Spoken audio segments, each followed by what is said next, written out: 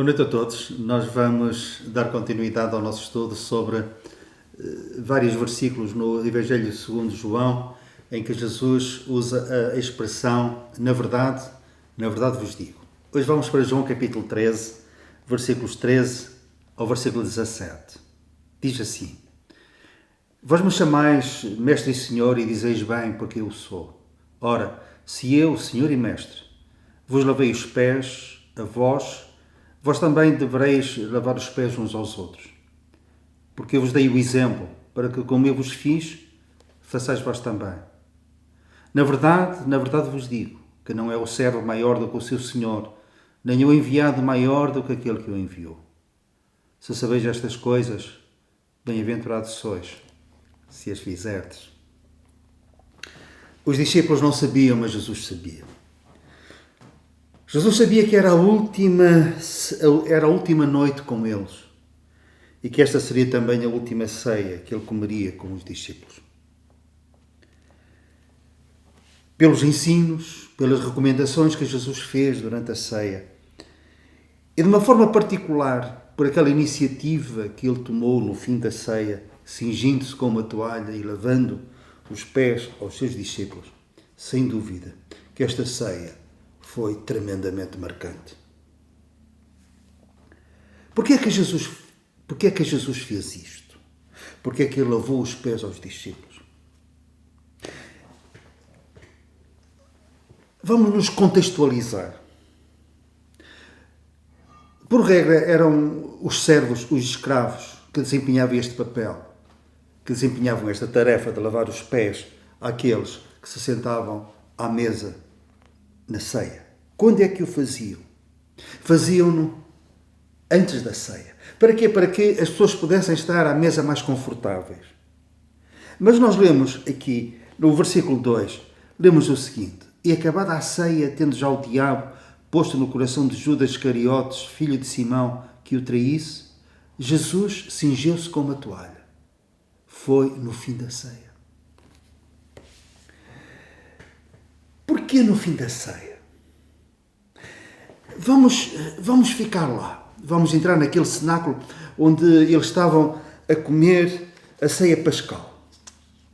E antes de se sentarem à mesa, os discípulos olharam uns para os outros, e não viram lá nenhum servo, não viram lá nenhum escravo. E quando isso acontecia, era o de menor estatuto que devia de desempenhar essa tarefa. Como não havia, algum deles teria que se disponibilizar. Quem? Aquele que se considerasse menor do que os outros. Mas isso não era a sua narrativa.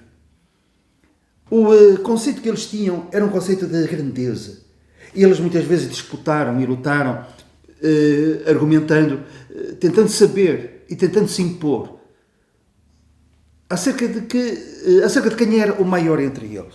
Portanto, não estava nas suas mentes e muito menos nos seus corações se disponibilizarem para desempenhar o papel de menor. Então Jesus toma esta iniciativa. Esperou, demoradamente. Começaram a comer a ceia com os pés sujos. E acabada a ceia, Jesus fez isto. Jesus tinha-lhes ensinado: eu não vim para ser servido, mas para servir.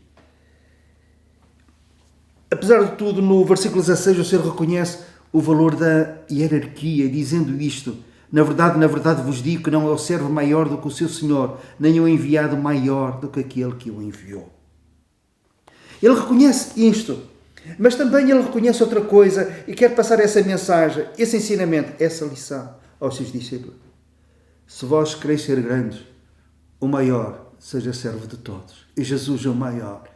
Ele faz aquilo que eles não quiseram fazer, não estavam disponíveis nem dispostos a fazê-lo.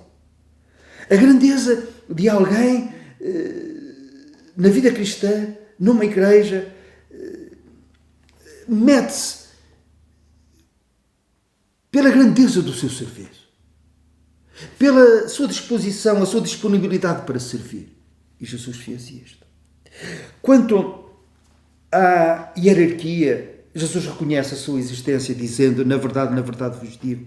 Ele fala acerca de servos e de senhores. Ele fala acerca de enviado, que é menor do que aquele que envia. Há autoridades acima de nós em todos os aspectos da nossa vida. Autoridades essas que merecem o nosso respeito e a nossa obediência também. Mas eles próprios, aqueles que estão nos lugares mais altos, no topo dessa hierarquia, eles próprios vão dar contas ao Senhor de todos, ao Deus soberano, ao nosso Deus e Pai. De modo como eles exerceram essa autoridade.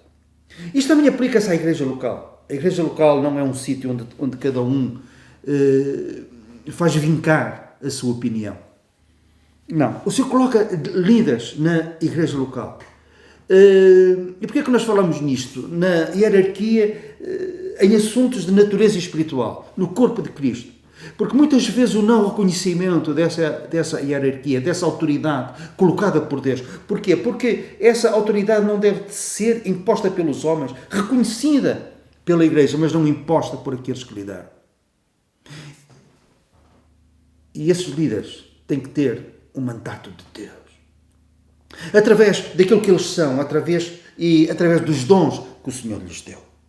E então a palavra de Deus fala-nos acerca disto, dizendo qual o comportamento que se deve ter em relação aos líderes da igreja. Primeiro aos Tessalonicenses, capítulo 5, versículo 12, diz assim: rogo-vos, irmãos, que reconheçais os que trabalham entre vós e que presidem sobre vós no Senhor e vos admoestam, e que os tenhais em grande estima e amor por causa da sua obra, tendo paz entre vós. Deveis de respeitá-los, de tê-los em grande estima, aqueles que presidem entre vós no Senhor e vos admoestam, aqueles que trabalham entre vós, particularmente os que trabalham na palavra e na doutrina, como lemos um pouco mais à frente na carta de Paulo a Timóteo. Por causa deles próprios. Não se trata de uma superioridade pessoal, é apenas a responsabilidade do cargo e o reconhecimento disso. Porque o versículo diz: e vos admoesto que os tenhais em grande estima por causa da sua obra. Não é propriamente por causa deles, é por causa da obra que devem de ser respeitados. Um pouco mais à frente a palavra de Deus diz isto.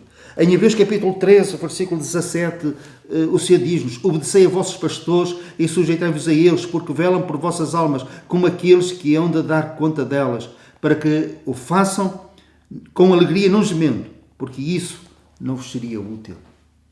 Reparem, obedecei aos vossos pastores, sujeitai-vos a eles. E a responsabilidade desses pastores é velar pelas almas que o Senhor colocou entre eles e ao seu cuidado. O Senhor reconhece a hierarquia. A segunda lição e última encontra-se no versículo 10 da nossa passagem de João, capítulo 13.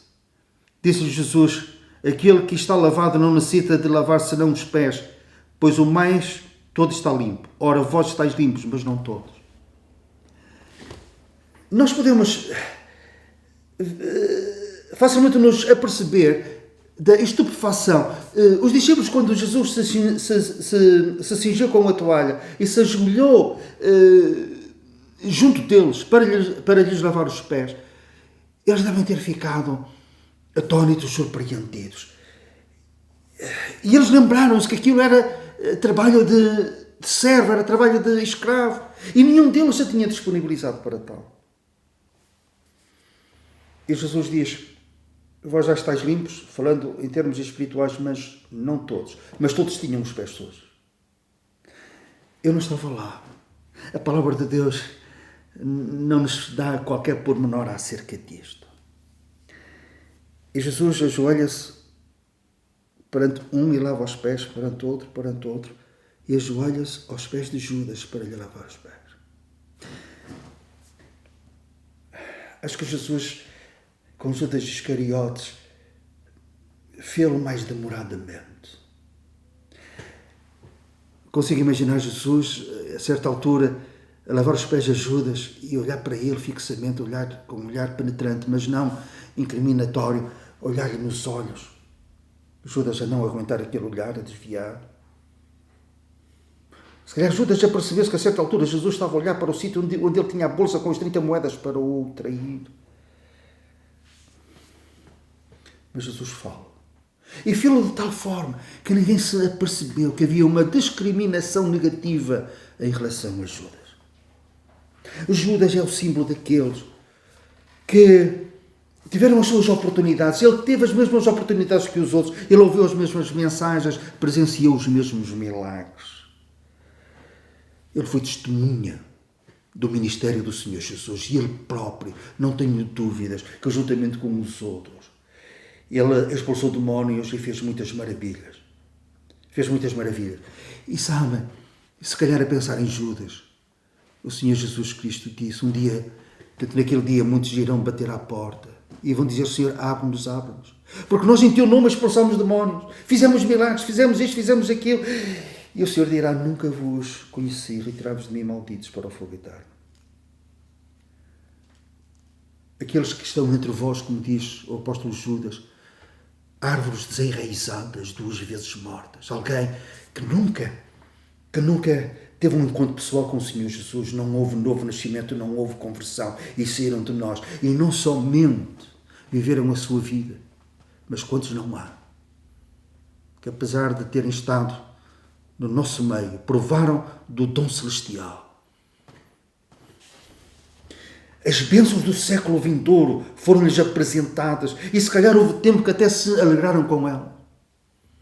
Mas depois se tornaram inimigos da cruz, inimigos do Evangelho, inimigos do povo de Deus. Cabe-nos aqui citar o versículo de Hebreus capítulo 3, versículo 12. Vede, irmãos, que nunca haja em qualquer de vós um coração mau e infiel para se apartar do Deus vivo. Judas endureceu o seu coração. Um coração que, apesar de ver e de experimentar aquilo que viu e experimentou, foi um coração mau e infiel e apartou-se do Deus vivo. Que o Senhor nos livre de tal.